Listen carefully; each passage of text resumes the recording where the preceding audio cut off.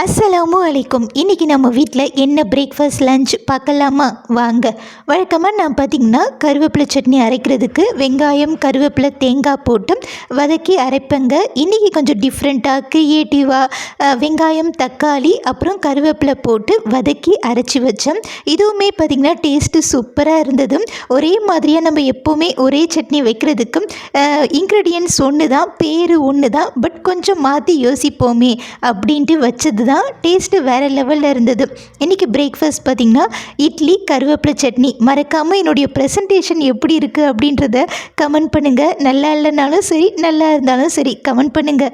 நான் ஒன்றும் நினச்சிக்க மாட்டேங்க. நெக்ஸ்ட்டு லன்ச் ரெடி ஆகிடுச்சு.